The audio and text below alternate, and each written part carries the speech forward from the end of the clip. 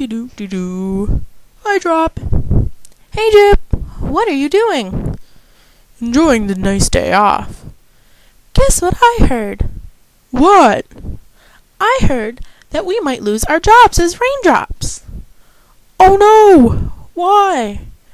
Well, the other day I was resting on a window ledge when I heard a lady tell her son a story about it raining pennies instead of raindrops.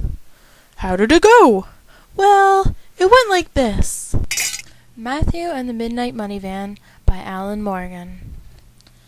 On the night before Mother's Day, Matthew went up to his room right after supper and closed his door tight. He didn't want his mother to know what he was doing, so he put up a sign saying, "Mothers keep out." And then he got under his bed just in case she didn't. Matthew was making a Mother's Day card, and he wanted it to be a surprise. He worked very hard for a very long time, and when it was done it looked really good. But even so, Matthew wanted to buy his mother a present too. One of his cars was a money van, and it had a slot at the top so it could be used as a bank. Matthew opened it up, and he dumped out the pennies to see how many there were. He had quite a few, but Matthew knew there wasn't quite enough to buy anything decent. He sighed as he dropped the pennies back down inside the money van, one by one. I wish I were rich, he thought. If I were rich, I could buy my mother something really good, and she'd know how I really feel. When Matthew was hiding his card away, he discovered a box of cereal he was keeping in case he got hungry. He wondered if there was a prize inside, so he poured out the cereal to see. His mother came in before he found out. "What are you doing under the bed?" she said. Matthew didn't want to tell her, so his mother got down on her hands and knees to see for herself. When she saw all the cereal, she asked Matthew why he was keeping it there. "It's in case I need breakfast in bed," he said. His mother frowned and she looked under the bed again. This time she found an apple, some cheese, a piece of toast, and most of a banana. She wasn't too pleased, and it wasn't too long before Matthew and his mother were having a talk together about whether or not his bed was a fridge. They decided it wasn't, and Matthew said he'd do his best to put back the rest of his snacks in the morning. Then it was time for bed. It was raining outside, so Matthew just lay in the dark for a while listening to the raindrops. Finally, at last, he fell asleep. Later that night, just before midnight, Matthew woke up. The rain had stopped and the stars were out. The night was quiet and still. A golden glow was shining in through the window, so Matthew got up to see what it was. The street was covered with pennies. There must have been 1,000,000 of them, 2,000,000, maybe, or even more, 3,000,000, 4, 5,000,000, shiny, bright, sparkling new pennies. A midnight money van came down the street, and it stopped right in front of the house. The driver got out, and he began to sweep up the pennies. Matthew ran outside. "It's been raining money!" he cried. "You better believe it," said the Midnight Money Man. "It sure rained a lot," said Matthew. "A regular cloudburst," agreed the Midnight Money Man. "It's been the best bit of weather we've had for years. You want to help me sweep? The two of us can really clean up." "You mean we can keep the pennies?" asked Matthew. "Absolutely," said the Midnight Money Man. "They're all for free. We'll split them right up and down the middle. 50-50 for you, 50-50 for me. Who knows? Maybe more. 60-60.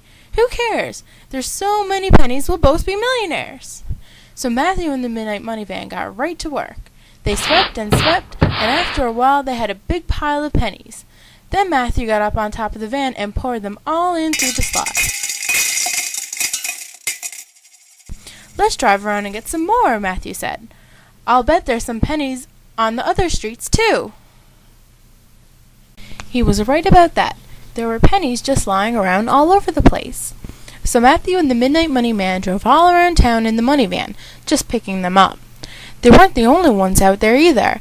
The Midnight Mounted Geese Police were cleaning the pennies up off the streets with the Bamboni machines. Many of the Midnight Turkeys were there. They were flipping the pennies up into the air, yelling, "Heads or tails!" at the top of their lungs. And some of the sillier ones even flipped themselves to see which way they'd land. The Mysterious Moose was out there too, and the Dangerous Pigeons were hanging around just lurking for trouble. When the van was full to the top of the slot, the Midnight Money Man checked the meter to see if they'd got as much as they thought. They had more. The meter said $4,000,000. Matthew and the Midnight Money Man were both very hungry, so they went back to Matthew's house for a midnight snack. They had cornflakes and cola. Matthew knew it was not too nutritious, but cornflakes and cola were the Midnight Money Man's very best favorite. So what can Matthew do? My mother always says that the guest is always right, and I always do what my mother says, Matthew explained. Good for you, said the Midnight Money Man. I'm the same way myself whenever I can. There's no other person quite like a mother. Take mine. She's one of a kind. Then he took out his wallet and showed a few photos, so Matthew could see how she looked. She looks very nice. You must like her a lot, Matthew told him. We go back a long way, agreed the Midnight Money Man. I've known my mother a long time too, said Matthew. That's her on the fridge. I drew her myself. She's the very best mother that there ever was. And now I'm rich, I'm going to get her the very best present there is. Holy goly, said the Midnight Money Man. It's Mother's Day. I completely forgot. And I've got to get something for my mother too. Let's go to the mall. They're having a sale.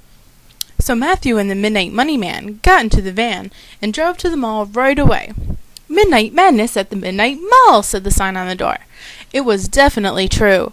The midnight turkeys were rolling all over the mall doing skatey 8 kilos an hour on their skateboards. It's madness, they screamed. Then they threw all their cash up into the air and crashed into whichever wall seemed convenient. Are the turkeys here for the sale too? Asked Matthew. Sure, said the Midnight Money Man. We've all got a mother some kind or other, even the turkeys. He was right about that. Everyone there had a mother, somewhere, and they all wanted to get her something decent. The Midnight Mounted Geese Police bought suitcases with wheels underneath, so their mothers could ride around the airports. The Dangerous Pigeons bought spray bomb perfume. The Mysterious Moose bought a big box of candy, and he signed the card, To My Mom, from Guess Who. The Midnight Turkeys went straight to the joke store, and they bought up every dribble glass and whoopee cushion in sight. The Midnight Money Man got an electric fan to keep his mother cool. She gets hot in July, he explained to Matthew, and he decided to buy an electric blanket, too, just in case she wanted to get hot again in January. It didn't take Matthew long to find what he was looking for. There was a shiny new, solid gold, real diamond ring in the window of a jewelry store.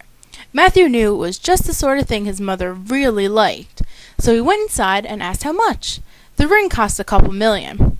That'll clean you right out, said the Midnight Money Man. $2 million's too much for a Mother's Day gift. No, it's not, Matthew told him. My mother is the very best mother I know, so I might as well buy her the best. It was getting quite late, so the Midnight Money Man drove Matthew home and he said goodbye. If you ever get rich again someday, just give me a shout and I'll help you out, he called as he drove away. Okay, called Matthew. I will. He went inside and he put the shiny new solid gold real diamond ring away in a very secret place so it wouldn't get lost. Then he got into bed. Soon he was fast asleep. Later that morning, round about 5, Matthew woke up. He knew right away what day it was, and he remembered all about the secret surprise he had bought for his mother. I hope it's still safe, he thought. It certainly was. It was very safe. In fact, it was so completely safe that Matthew couldn't even find it. He tried very hard to remember just where he'd put it the night before. He looked all around, for an hour or more, in all his most secret places.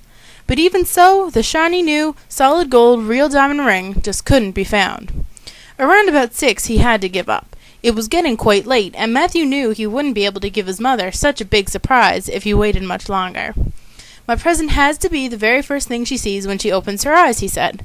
I'll have to think of some other thing I can give my mother instead of a ring. Matthew decided that breakfast in bed could be quite surprising if done the right way. He went to his room and crawled under the bed. He put all the food he was saving there on a breakfast tray and he carried it in to his mother. Surprise! He cried. Happy Mother's Day! Happy what? Asked his mother, and she opened one eye. Happy who? So Matthew sang, Happy Mother's Day to you, until she could open her other eye too. Then he showed his mother the card that he made, and he gave her some breakfast. His mother was certainly very surprised. So was Matthew when he poured out the cereal. The shiny new solid gold real diamond ring rolled out of the box and into the bowl. Holy granola! Cried Matthew. So that's where it was. I knew it was somewhere. His mother didn't understand. So Matthew had to tell her all about the Midnight Money Van and how it had been raining pennies last night. I bought you this ring at the Midnight Mall, he explained.